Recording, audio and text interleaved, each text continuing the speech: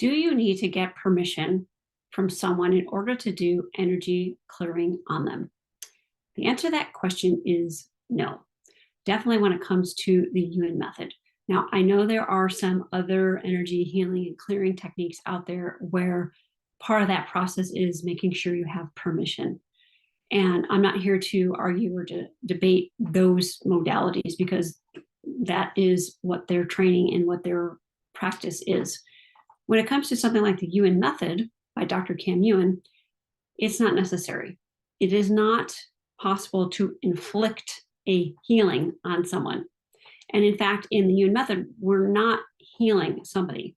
Me as a practitioner with a client, I am simply getting myself into a neutral, intuitive, and insightful space where I'm connecting my nervous system with their nervous system to see what is weakening that person for whatever topic or issue that they are dealing with. And it's up to the recipient to receive that shift, that change, and that clearing. So that individual always, the recipient always has the right to refuse. And I will say from personal experience, from loved ones where I have done clearing on them, and from clients, there are definitely times where that person refuses it and rejects it and does not accept it. And that's okay. And that is that person's choice. So that's just to say again that it's not possible to inflict that on the person against their will, especially because with the Yuen method, your intention is to be totally neutral and objective, to simply see what is coming up and to strengthen it, to delete it and clear all the negative cumulative effects for that person on whatever those weaknesses and negative energies that are coming up. Now, the Yuen method is different than other modalities because we're not healing. We're just simply redirecting that person's energy. Healing is, in some ways, when we talk about being a healer, that can be, from the standpoint of the Yuen method, a somewhat outdated concept because it implies, just because of sort of a human history of the experience of working with a healer or being healed, implies that there's one person that is sort of in an elevated position over another.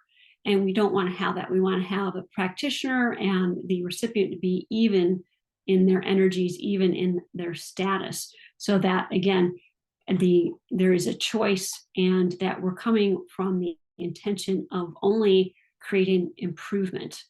So if the practitioner comes with a negative intention, then they're not neutral. So if they're not neutral, then they're not actually even doing whatever method it is that they are working with. Whether it's if the Yuen method, it's definitely not going to work because they're not in a neutral space and they're having an attachment to the outcome.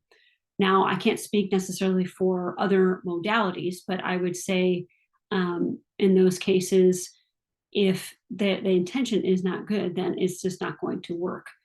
So just to reassure people that at least when it comes to the Yuen method and some other techniques that I know that I use, is that it's not possible to override that person's free will. The person has the right to choose to receive it or not receive it. And another level of that is sometimes a person doesn't receive it in that moment. When I'm working on a client, I can feel the shift, and I am also clearing the reasons why they might not be feeling that shift at the level that I'm feeling it. But that shifting and that energy is there.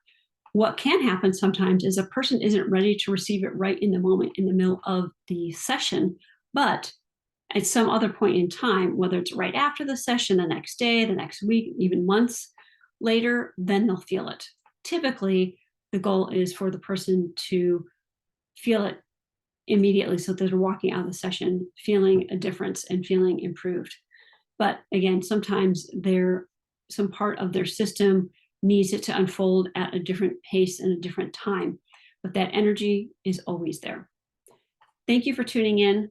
I'm Colleen O'Connor, intuitive life consultant. Stay strong and stay joyful.